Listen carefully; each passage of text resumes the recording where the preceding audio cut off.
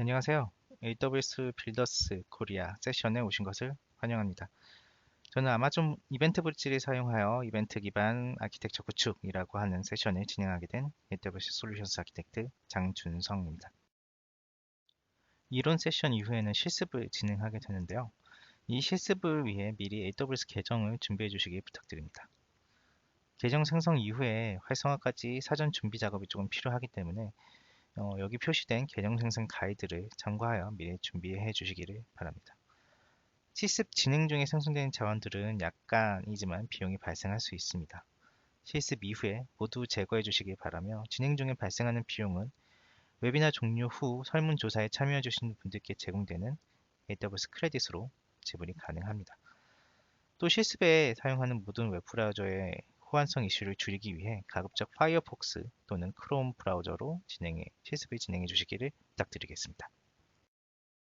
세션 이후 설문조사가 진행이 되는데 의견을 남겨주시면 참고하여 더 나은 자료를 준비할 수 있도록 하겠습니다. 오늘 진행한 내용에 대한 아젠다를 살펴보겠습니다.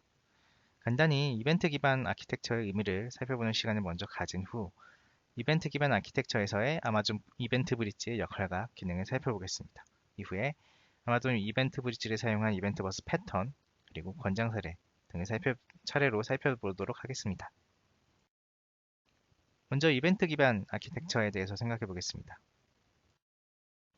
만약 마이크로 서비스로 쇼핑몰을 구현한다면 우선적으로 이와 비슷한 아키텍처를 생각할 수 있습니다. 이 구조는 표준적인 동기식 API 기반의 서비스라고 보실 수 있습니다. 클라이언트가 주문 서비스에 요청을 하게 되면 주문 서비스는 주문 내용을 포함하여 청구서 서비스에 요청을 전달하게 되고 청구서 서비스에서 요청에 대한 처리가 성공적으로 진행된 이후에 주문 서비스에 다시 응답을 전달하게 됩니다. 주문 서비스는 이후에 클라이언트에 주문 성공에 대한 응답을 보내게 됩니다. 이런 방식의 경우 단순한 시스템에서는 잘 동작할 수 있습니다. 하지만 더 많은 서비스가 추가되고 이 서비스들이 주문 서비스와 연동이 필요하다면 어떻게 될까요? 주문 서비스에서 생성하는 주문 데이터에 대해서는 많은 다른 서비스들이 참조하게 되는 상황은 굉장히 일반적이라고 할 수 있겠습니다. 마이크로 서비스의 경우 이러한 독립적인 서비스들이 서로 디커플링되어 각자의 개발을 빠르게 진행할 수 있다는 점을 장점으로 얘기하고 있습니다. 하지만 동기식의 API 기반의 설계에서는 주문 서비스가 주문 데이터를 필요로 하는 다른 모든 서비스들에 대한 정보를 전부 알고 있어야 한다는 문제가 발생합니다. 주문 서비스는 다른 서비스들을 호출하기 위해서 각 서비스의 엔드포인트 정보도 다 알아야 하고 각 서비스의 API를 어떻게 호출해야 하는지에 대해서도 알고 있어야 합니다. 또한 각 서비스들에 대한 호출이 실패한 경우 어떻게 재시도 처리를 해야 하며 결국 재시도조차 실패한 오류들은 어떻게 처리해야 하는지 이에 대해서도 알고 있어야 합니다. 장기적으로 봤을 때 주문 데이터를 필요로 하는 시스템은 계속 많아질 것입니다. 하지만 이러한 동기식 AP 기반의 모델에서는 주문 서비스 팀들이 각 서비스에 대한 호출을 모두 구현해야만 하는 상황이 됩니다. 만약 이벤트 기반의 어플리케이션을 도입하게 된다면 아키텍처는 이렇게 될 것입니다. 여러분은 아마존 이벤트 브릿지를 이벤트를 전달하는 작업을 담당하는 이벤트 라우터로 사용할 수 있습니다. 이렇게 되면 주문 서비스는 주문에 대한 이벤트를 이벤트 브릿지로 전달하게 됩니다. 이벤트 브릿지에는 어떤 이벤트를 어느 서비스가 받아야 되는지를 명시하는 여러 규칙들이 설정되어 있습니다. 각 서비스들은 자신들의 관심이 있는 특정 종류 이벤트들, 예를 들면 특정 비용 이상의 주문만 관심을 가진다든지 하는 형태로 일부 이벤트에 대해서만 처리를 하게 됩니다. 또 어떤 서비스는 모든 이벤트에 관심을 가지는 서비스가 있을 수도 있겠죠. 어느 쪽이든 이 라우팅, 필터링 규칙을 처리하는 라우터로서 이벤트 브릿지가 각 이벤트들이 적절하게 대상으로 전달되도록 하는 역할을 담당하게 됩니다. 만약 새로운 팀에서 주문 이벤트를 사용하기로 했다면 해당 팀은 주문 서비스 팀의 지원 필요 없이 이벤트 브릿지에 새로운 규칙을 추가하여 주문 이벤트를 사용할 수 있습니다. 이런 방식을 통해서 각 팀이 모두 독립적이 되고 따라서 더 빠르게 작업을 수행할 수 있는 상황이 됩니다. 그럼 이제 정식으로 아마존 이벤트 브릿지를 소개해 보도록 하겠습니다. 아마존 이벤트 브릿지는 AWS 서비스, SaaS 어플리케이션 또는 직접 구현한 자체 어플리케이션에서 발생한 이벤트들을 서로 다른 서비스에 전달하는 작업을 쉽게 만들어주는 서버리스 이벤트 버스 서비스입니다. 이벤트 브리지를 사용하게 되면 각 서비스에서 발생하는 이벤트들을 다른 필요로 하는 서비스로 전달하기 위한 기능들을 직접 작성할 필요 없이 이벤트 브리지를 통해서 활용할 수 있습니다. 이벤트 브리지는 이벤트를 받는 부분부터 배송, 보안, 인증, 오류 처리와 관련된 부분까지 관련된 모든 내용을 처리할 수 있습니다. 또 이벤트 브리지를 사용하면 프로그래밍 모델을 간단하게 유지할 수 있습니다. 이벤트를 발생시키는 어플리케이션은 이벤트를 소모하는 어플리케이션과 커플링되지 않습니다. 이를 바탕으로 각 서비스들은 다른 서비스들에 의존적이지 않게 독립적으로 확장할 수 있고 또 높은 재사용성을 가지고 이벤트 기반 어플리케이션으로 만들어질 수 있습니다. 이벤트 브리지는 또 서버리스 서비스이기 때문에 서버리스의 장점인 관리할 인프라스트럭처가 없는 점, 그리고 과금도 처리하는 이벤트의 양에 따라 부과되는 점 등을 활용해서 효율적으로 사용할 수 있습니다. 그럼 이벤트 브리지가 어떻게 동작하는지 주요 컴포넌트들을 살펴보면서 보도록 하겠습니다. 먼저 이벤트를 생성하는 이벤트 소스로부터 살펴보도록 하겠습니다. 우선 AWS 서비스가 이벤트 소스가 될 수 있습니다. 130개가 넘는 AWS 서비스가 이벤트 브리지의 디폴트 이벤트 버스로 이벤트를 전달하고 있습니다. 또한 AWS 서비스 API 호출을 기록하는 AWS 클라우드 트레이를 통해서 AWS API 호출에 대한 이벤트도 발생시킬 수 있습니다. 두 번째로는 직접 작성한 어플리케이션이 커스텀 이벤트를 발생시키는 이벤트 소스가 될 수도 있습니다. 마지막으로 SaaS 어플리케이션이 이벤트 소스가 될 수 있습니다. 파트너 SaaS 어플리케이션에서 이벤트를 생성해서 여러분의 계정에 존재하는 이벤트 버스에 이벤트를 전달하는 형태로 동작을 하게 됩니다. 이벤트 브리지와 연동되어 있는 파트너 SaaS 어플리케이션으로는 42개 이상 연동이 되어 있고 데이터독, 페이저두티, 시만텍, 젠데스크 등 다양한 서비스가 연동되어 있습니다. 다음은 이벤트 버스입니다. 이벤트 버스의 경우 이벤트 브리지의 핵심이라고 할 수 있습니다. 기존의 클라우드와치 이벤트의 디폴트 이벤트 버스를 많이 사용해 보셨다면 그와 완벽히 똑같다라고 생각하시면 되겠습니다. 클라우드와치 이벤트의 이벤트 버스와 차이점으로는 직접 커스텀 이벤트 버스를 생성할 수 있고 또 파트너 SaaS 어플리케이션 전용의 SaaS 이벤트 버스를 생성할 수 있다는 점 정도가 있겠습니다. 이벤트 버스가 만들어져 있다면 그 이벤트 버스의 규칙을 등록시킬 수 있습니다. 규칙에 지정한 이벤트 패턴을 통해서 들어오는 이벤트들 중에서 이벤트 패턴과 일치되는 일부 이벤트들만 필터링하여 연결된 대상에 전달할 수 있습니다. 또한 스케줄을 지정하는 형태로 규칙을 구성할 수도 있습니다. 크론 형태로 스케줄을 지정할 수도 있고 정해진 기간을 반복하는 형태, 예를 들면 매 5분, 매 6시간과 같은 형태로 스케줄을 지정할 수도 있습니다. 그럼 이제 이벤트 구조를 한번 보시죠. 다음은 AWS 서비스들이 발생시키는 이벤트의 예제입니다. 버전, ID, 어카운트, 리전, 타임과 같은 기본적인 메타 정보에 추가적으로 어떤 서비스에서 발생한 이벤트인지를 나타내는 소스, 그리고 발생한 이벤트에 대한 구체적인 타입을 나타내는 디테일 타입, 그리고 소스와 디테일 타입에 맞춰 추가적인 정보를 담고 있는 디테일 필드가 있습니다. 리소스 같은 경우는 이벤트에 따라서 추가될 수도 있고 추가되지 않을 수도 있는데 이벤트와 연관된 AWS 리소스의 ARN을 배열 형태로 담고 있습니다. 소스의 경우 모든 AWS 서비스는 AWS.으로 시작하는 값을 가지고 있습니다. 따라서 고객이 만든 커스텀 이벤트의 경우는 AWS.으로 시작하지 않는 다른 값을 사용해 주셔야 합니다. 샘플로 표시된 이벤트는 EC2 인스턴스의 상태가 바뀐 것을 알려주는 이벤트임을 확인할 수 있겠네요. 앞에서 말씀드렸다시피 이벤트 버스에는 규칙들을 연결시킬 수 있습니다.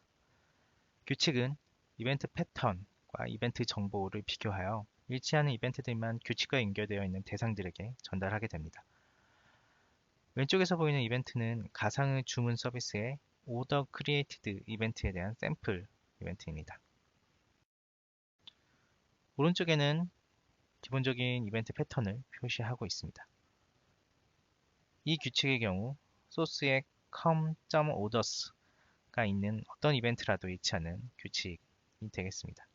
즉, 현재 샘플 이벤트의 경우 이 규칙에 일치하는 이벤트가 되겠네요.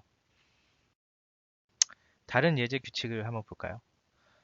이번 규칙은 좀 더 복잡한데 디테일 필드 내 커런시 필드에 KR 또는 US 값을 가지는 경우에 일치하게 됩니다. 이렇게 하나의 필드 내에 2개 이상의 값이 들어가 있으면 논리적인 OR 형태로 동작을 하게 됩니다. 따라서 이 경우도 왼쪽 이벤트와 일치하게 되겠네요. 다음은 일치하지 않는 규칙의 예입니다. 이 규칙은 디테일 타입 필드가 티켓 리졸브드라고 하는 값을 가지도록 요구를 하고 있는데 예제 이벤트의 경우에는 order created라는 디테일 타입을 가지고 있기 때문에 일치하지 않습니다. 규칙의 이벤트 패턴에 특정한 이벤트가 일치하는지 여부는 AWS 콘솔에서 테스트할 수 있도록 제공하고 있기 때문에 이후에 한번 테스트를 진행해 보시는 것도 좋을 것 같습니다. 일반적으로 많이 쓰이는 다양한 형태의 이벤트 패턴을 표로 정리해 봤습니다. 값이 널인지, 빈 문자열이나 특정 값과 일치하는지 테스트할 수도 있고 여러 필드를 나열하는 경우 각 필드가 모두 일치해야 하는 AND 표현식이 되고 특정 필드에 대한 값을 배열로 넣게 되면 해당 필드 값에 대한 OR 표현식으로 적용이 됩니다.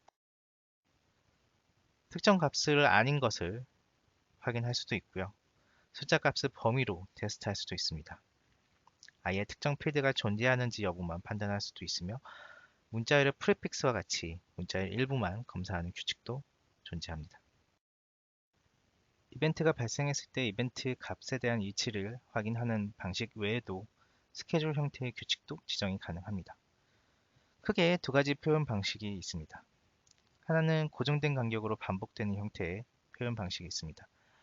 이 방식을 사용하면 특정 시각을 지정할 필요 없이 매 5분마다 아니면 매 6시간마다 이런 형태로 지정된 간격에 따라서 반복되도록 호출할 수 있습니다. 그 외에도 많이 쓰이는 크롬 표현식을 그대로 사용할 수 있습니다.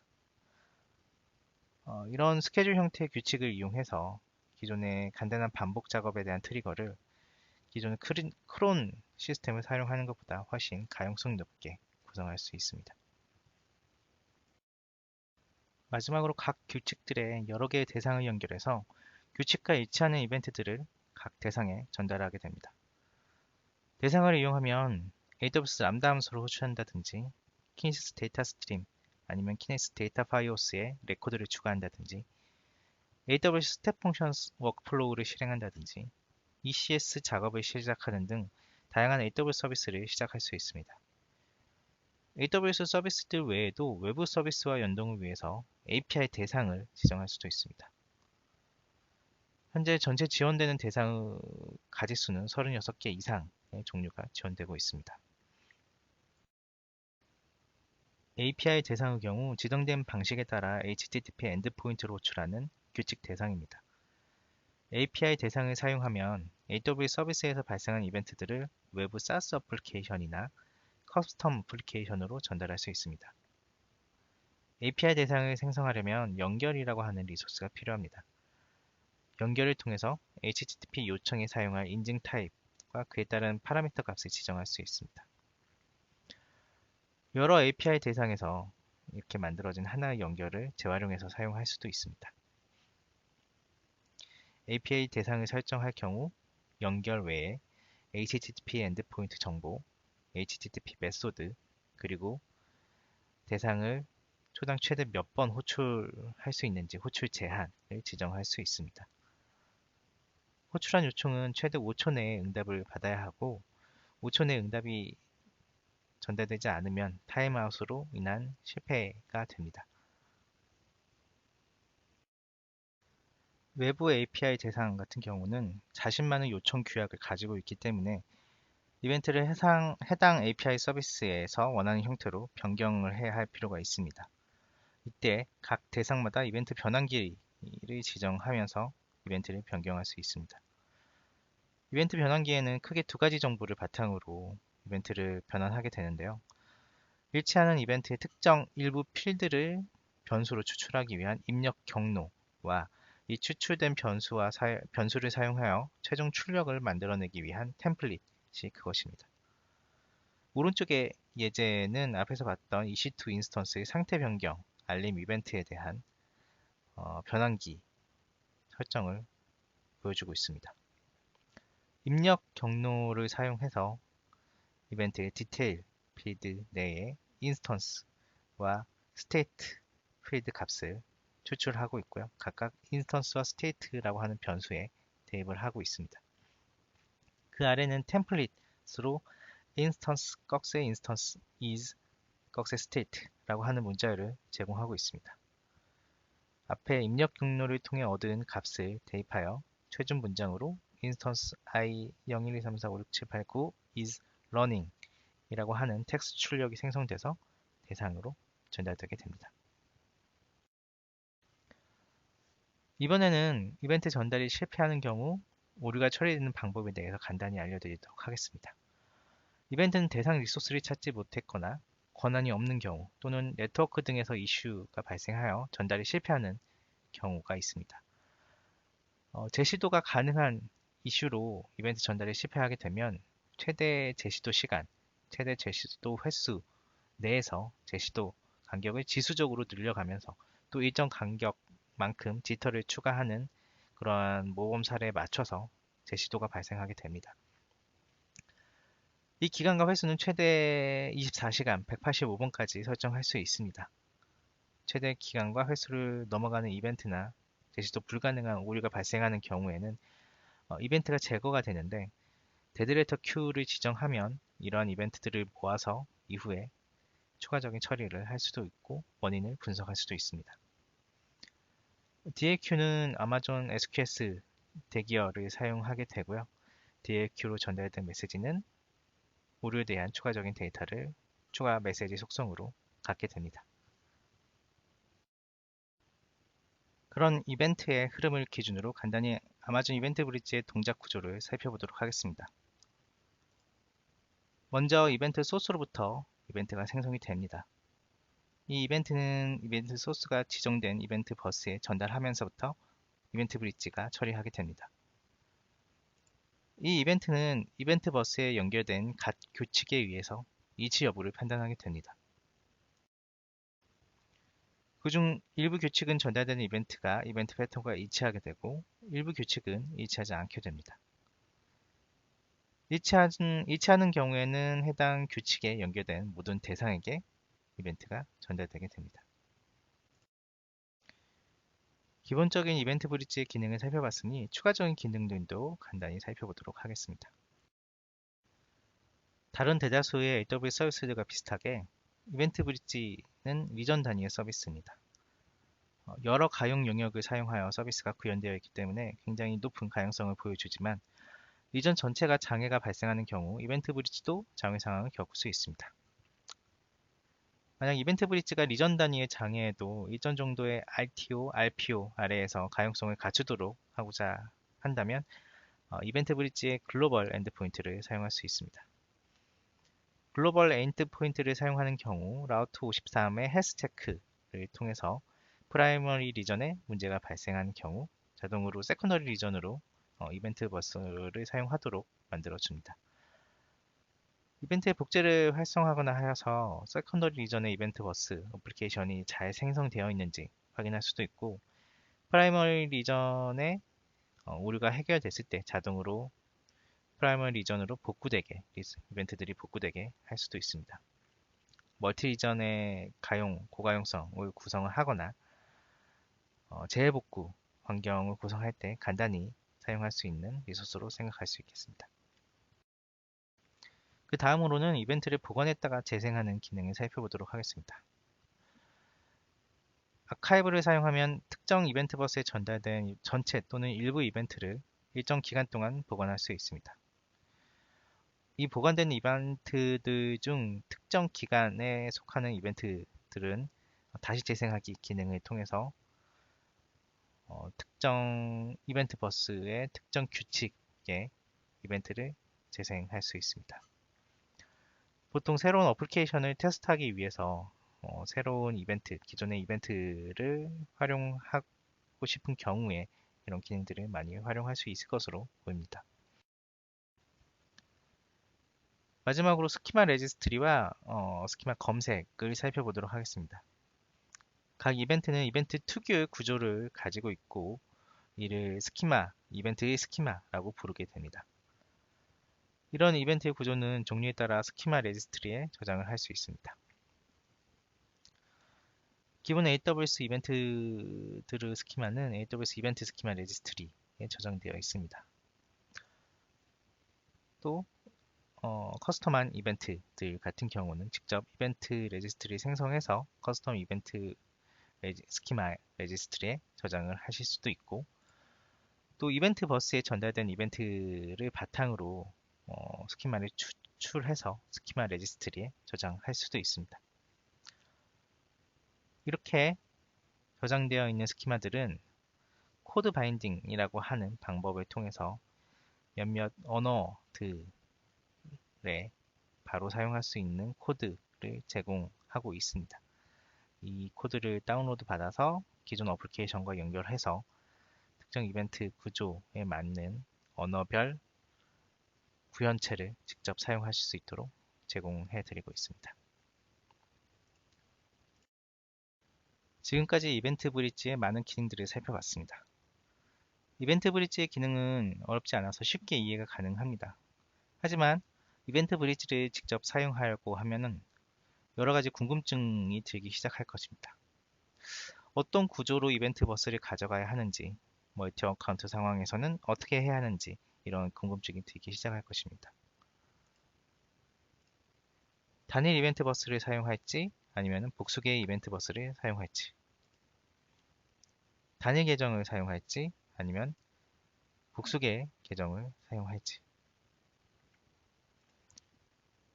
단일 계정에 단일 이벤트 버스를 쓸지 단일 계정에 복수계 이벤트 버스를 쓸지, 복수 계정에 단일 이벤트를 쓸지 아니면 복수 계정에 복수 이벤트 버스를 쓸지 이런 질문 드리겠죠. 또 이러한 선택들이 팀의 구조에 어떻게 영향을 주게 되는지, 또 보안은 어떻게 처리해야 하는지, 그리고 어떤 권장 사항들이 있고 어떻게 도입을 해야 하는지 이런 내용들을 고민해 보실 수 있겠습니다. 그러면 이벤트 버스 패턴을 통해서 각 옵션들을 한번 살펴보도록 하겠습니다.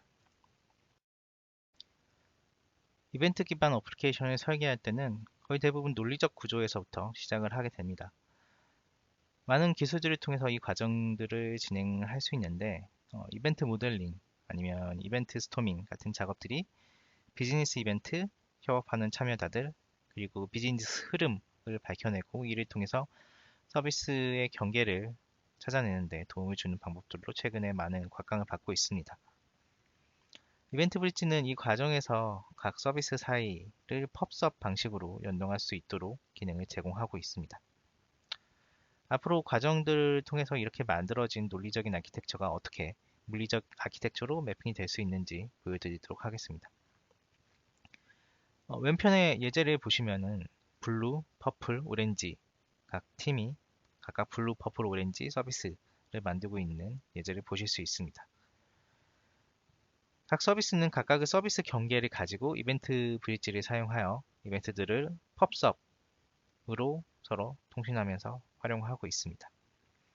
각 서비스들은 각자 독립적인 개발팀을 가지고 있고 아직 논리적으로만 아키텍처가 정리되어 있는 상황입니다.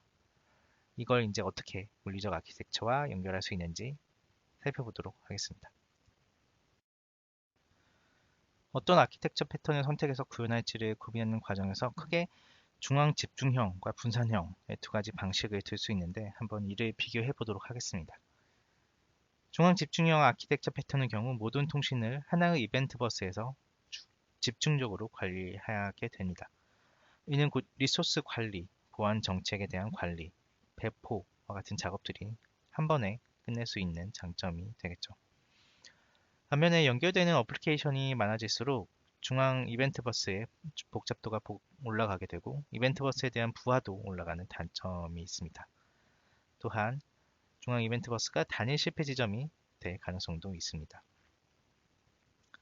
분산형 아키텍처 패턴의 경우 라우팅 규칙이 여러 이벤트 버스에 부산되어 있습니다. 중앙 집중력 아키텍처에서는 중앙 이벤트 버스의 소유 주체가 명확하지 않았다면 분산형 아키텍처 패턴에서는 이벤트 버스는 보통 논리적인 이벤트를 발생시키는 서비스가 소유를 하게 됩니다. 분산형에서는 많은 수 이벤트 버스를 관리해야 하기 때문에 운영적인 측면에서는 관리 부담이 올라가는 단점이 있겠습니다. 하지만 각 서비스들 간의 독립성이 높아져서 개별적으로 서비스를 개선해 나갈 수 있고 서비스의 자율성도 더 높아지며 이벤트 버스가 단일 실패 지점으로 동작하지 않게 되는 장점들을 얻을 수 있게 됩니다. 패턴들을 살펴보는 동안에 각 패턴의 주요 특징과 팀에 어떠한 영향을 주게 되는지 그리고 일반적인 설계상에 고려해야 될 내용들이 어떤 것들이 있는지 언급하면서 살펴보도록 하겠습니다. 먼저 많은 사람들이 시작하는 패턴으로 단일 계정 내 단일 이벤트 버스를 사용하는 패턴을 살펴보겠습니다. 모든 이벤트는 중앙의 단일 이벤트 버스를 통해서 전달되게 됩니다. 가장 구현하기 간단한 패턴인데 모든 리소스가 단일 계정에 속해 있고 따라서 복수 계정을 사용하는 경우보다 훨씬 간단한 권한 관리가 가능하게 됩니다. 또한 여기서 보이는 이벤트 버스 같이 공통 리소스를 관리하기 위한 데브옵스 팀을 가진 조직에서도 많이 쓰이는 패턴입니다. 각 서비스 팀은 자신의 팀이 속한 애플리케이션을 개발 및 관리를 하게 되고 데브옵스 팀은 서비스 간의 연결을 위한 이벤트 버스와 거기에 연결되어 있는 규칙, 대상 설정 등을 관리하게 되겠죠. 만약 데브옵스 팀이 없다면 이벤트 중앙의 이벤트 버스는 모든 서비스 팀이 공통적으로 관리하는 공용 리소스가 되게 될 것입니다. 서비스 팀의 경우 데브옵스 팀과 협업을 통해서 이벤트 버스에 대한 새로운 규칙, 아니면 필터, 대상 설정 등을 관리할 필요가 있습니다. 이 경우 서비스 팀에서 어플리케이션 배포를 하기 위해서 직접 배포하는 파이프라인, 추가적으로 데브옵스 팀을 통해서 배포하는 파이프라인까지 여러 개를 관리해야 되는 상황이 될 수가 있겠습니다. 이 경우 팀의 자율성이 아무래도 영향을 받게 되고 이로 인해서 개발 속도가 떨어지는 문제가 발생할 수도 있겠죠. 결국 리소스 관리를 중앙 집중적으로 해서 편하게 하느냐, 개발 속도를 빠르게 하느냐, 두 중에 선택하는 트레이드오프 관계가 발생할 수도 있겠습니다.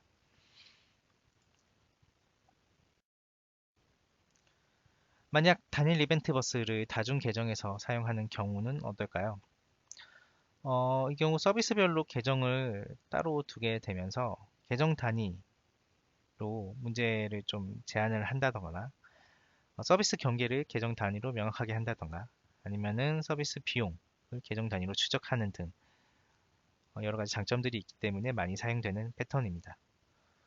기본적으로는 단일 계정에서 단일 이벤트 버스를 쓰는 경우와 아키텍처적으로 달라지는 부분들은 없습니다. 여전히 서비스 팀, 데브옵스 팀이 서로 담당하는 자원을 책임지는 형태로 책임 분리가 되어 있고 여기서 달라지는 부분들은 AWS 계정을 넘어서는 작업을 해야 하기 때문에 계정 간의 권한을 허용하는 작업들 같은 것들이 조금 더 필요하다 정도가 있겠습니다. 또 추가적으로 봤을 때 이렇게 다중 복수의 계정을 사용하는 패턴에서 이벤트 버스, 단일 이벤트 버스를 사용해야 될 때 의도치 않게 좀 추가돼야 되는 컴포넌트들이 있습니다. 단일 이벤트 버스를 사용하는 경우라고 해도 이벤트를 전달받는 계정에 추가적인 이벤트 버스를 만들 필요가 있다는 것입니다. 이벤트 브릿지는 아직 다른 계정에 있는 대상을 호출하는 기능을 제공하고 있지는 않습니다. 즉, 다른 계정에 정의되어 있는 람다, AWS 람다 함수를 직접 대상으로 지정할 수는 없는 상황입니다.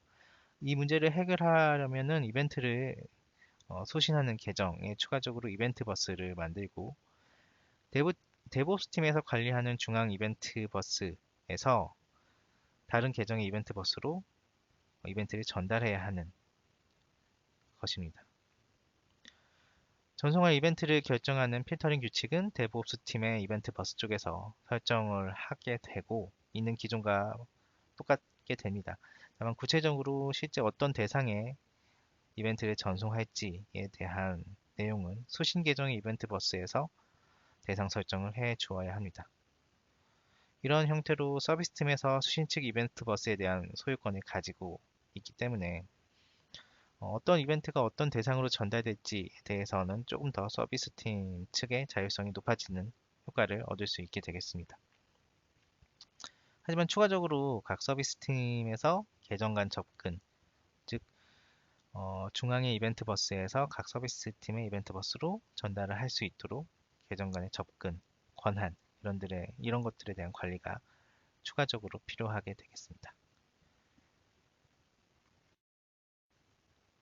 다음으로 살펴볼 패턴은 단일 계정에서 다중 이벤트 버스를 사용하는 분상현 패턴입니다. 이 패턴에서 각 이벤트 버스는 서비스 팀이 소유하는 형태가 되겠습니다. 따라서 중앙에서 이벤트 버스가 없기 때문에 중앙에서 이벤트 규칙을 설정하거나 대상을 설정하는 부분은 없게 됩니다. 각 서비스 팀에서 각자 이벤트 버스를 관리하게 되고 이로 인해서 기존 단일 이벤트 버스에서와 같이 중앙 이벤트 버스를 관리하기 위해 서비스 팀들끼리 서로 협업을 해야 하는 필요성은 많이 줄어들게 됩니다. 물론 이때도 서비스 팀에서 필요한 이벤트가 있는 경우 해당 이벤트를 발생시키는 다른 서비스 팀과 협업을 하게 되지만 협업을 통해서 이제 의존 관계가 생성되는 부분들이 현격히 줄어들게 되기 때문에 결국 각 서비스들은 좀 더 자율성을 가지게 되고 그만큼 개발 속도가 올라가는 그런 상황이 되게 됩니다. 복수 계정에서 다중 이벤트 버스를 사용하는 경우에도 계정 사이에 경계가 존재한다는 것을 빼고는 아키텍처적으로 특별히 다른 부분들이 있지는 않습니다. 조금 차이가 있는 부분들은 이 패턴에서는 이미 각 서비스를 위한 이벤트 버스가 존재하기 때문에 기존의 복수 계정, 단일 이벤트 버스 상황에서 다른 계정에 전달하기 위해서 추가적으로 만들었던 이벤트 버스를 생성하지 않아도 된다는 점이 차이점이 있겠습니다. 각 이벤트 버스들 간의 이벤트 전송 구성이 완료가 되었다면 이제 서비스 팀은 각자 자신이 소유한 이벤트 버스를 통해서 이벤트 전송, 이벤트 수신 관리를 하는 데에만 신경을 쓰면 되기 때문에 그만큼 더 자율성이 보장된다라고 할 수 있겠습니다. 이렇게 몇 가지 옵션을 살펴봤는데 그럼 어떤 이벤트 패턴을 선택해야 할까요? 많은 선택 사항이 그렇겠지만 이 질문에 대해서도 딱 맞아떨어지는 답이 있지는 않습니다. 한 가지 명확하게 조언할 수 있는 점이 있다면 이벤트 버스 구성을 계속해서 변경될 수 있도록 해야 될 필요가 있다는 것입니다. 시간이 지나가면서 한 가지 패턴 이상을 쓰게 되는 경우가 많이 있습니다. 보통 이런 모델은 팀 구조가 시간이 지남에 따라서 계속 변화하는 것에도 영향을 많이 받게 되는데 그만큼 좀 더 유연하게 이벤트 버스 구성을 바꾸는 부분들이 필요하다는 점을 강조하고 싶습니다. 마지막으로 어떤 내용들이 이벤트 브릿지를 잘 사용하는 방법인지 권장 사례들을 살펴보도록 하겠습니다. 가장 먼저 생각나는 점은 데드레터 큐를 사용하라는 것입니다. 이벤트 브릿지는 아마존 SQS 대기어를 데드레터 큐로 사용하도록 지원하고 있습니다. 또한 제시도에 대한 정책도 커스터마이징 할 수 있도록 제공하고 있습니다. 이를 통해서 오류가 발생하더라도 이벤트가 유시되지 않고 전달되도록 할 수 있으며 이벤트 전달이 실패한 경우 쉽게 원인을 파악할 수 있습니다. 데드레터 큐 경우 AWS 관리 콘솔, AWS CLI, AWS 클라우드 포메이션 이런 IAC 도구를 통해서 설정될 수 있습니다. 설정하는 과정에서 제시도 정책도 같이 설정을 할 수 있는데 기본으로는 24시간 동안 185회까지 제시도를 하도록 구성이 되어 있는데 이를 최소 60초에서 최대 24시간까지 그리고 최소 0회에서 최대 185회까지 재시도를 하도록 조정을 할 수 있습니다. DAQ에 전달되는 이벤트에는 추가적인 메시지 속성들이 붙게 됩니다. 이 메시지 속성들은 문제의 원인을 파악할 수 있도록 발생한 오류에 대한 정보, 그리고 어떤 규칙에서 어떤 대상으로 전달을 하려다가 실패했는지에 대한 정보들을 담고 있습니다. 이 정보들을 바탕으로 문제의 원인을 해결할 수 있고, 문제가 해결된 이후에는 다시 이 정보들을 활용을 해서 DAQ에 쌓인 메시지, 이벤트들을 원래 의도한 대상으로 전달해서 재처리되도록 할 수도 있습니다. 다음 권장 사례는 굉장히 명확한데도 종종 놓치는 내용입니다. 바로 커스텀 어플리케이션에서 발생하는 이벤트는 디폴트 이벤트 버스를 사용하지 말고 별도의 커스텀 이벤트 버스로 전달하라는 내용입니다. 디폴트 이벤트 버스는 AWS 서비스에서 사용하는 이벤트 버스인데 따라서 AWS 서비스에서 발생하는 이벤트만을 위해서 사용을 하도록 하고 나머지는 전용의 커스텀 이벤트 버스를 만들어서 사용하거나 파트너 사스 이벤트 버스를 사용하시길 권장드립니다. 마지막으로는 하나의 규칙은 하나의 대상으로 전달하기 위해서만 사용하시길 권장드립니다. 이벤트 브릿지의 규칙은 최대 5개의 대상으로 이벤트를 전달하도록 설정할 수 있습니다. 하지만 서로 다른 대상을 하나의 규칙에 연결하는 경우 의도치 않게 커플링이 발생할 수 있습니다. 규칙을 업데이트해서 필터링을 위한 이벤트 패턴을 변경하게 되면 규칙에 등록된 모든 대상이 그 영향을 받게 되는데 이것은 원하는 동작이 아닐 수도 있습니다. 그리고 이벤트 버스 리소스 정책으로 권한 관리를 하는 경우 서로 다른 서비스가 동일한 규칙에 대한 수정 권한을 가지게 되고 이는 권한 관리상에서 어려움으로 다가오게 됩니다. 규칙당 하나의 대상만을 지정하는 형태로 구성을 하게 되면 이런 문제들을 줄이고 더 유연하게 관리를 할 수 있게 됩니다. 이 방식을 통해서 필터가 아닌 이벤트 자체에 커플링이 되도록 대상을 구성할 수 있고 다른 대상들에 영향을 주지 않고도 필터 설정을 변경할 수 있게 됩니다. 지금까지 살펴본 내용을 정리해 보도록 하겠습니다. 이번 세션에서는 이벤트 버스를 모델링하고 다중 계정 패턴을 어떻게 처리해야 하는지에 대해서 다양한 접근법을 살펴봤습니다. 또한 몇 가지 도움이 되는 권장 사례들을 살펴봤습니다. 이벤트 기반의 어플리케이션을 구현할 때는 우선적으로 논리적인 아키텍처를 잡는 것이 무엇보다 중요합니다. 시스템의 물리적인 구조에 집중하기보다는 비즈니스의 흐름과 시스템의 독작에 집중해야 합니다. 그리고 아키텍처 변경이 필요할 경우에는 지속적으로 아키텍처 패턴을 변경할 필요가 있습니다. 특정 아키텍처가 옳거나 특정 계정 패턴이 옳은 것은 없기 때문에 각자의 문제 영역에 맞는 패턴 또는 상황에 따라 여러 가지 패턴을 조합해서 사용하는 것이 좋습니다. 그리고 지속적인 변경이 자원의 소유권, 팀의 구조, 운영 책임 등에 영향을 주고 받는다는 점도 염두에 두시기 바랍니다. 긴 시간 세션을 들어주셔서 감사합니다.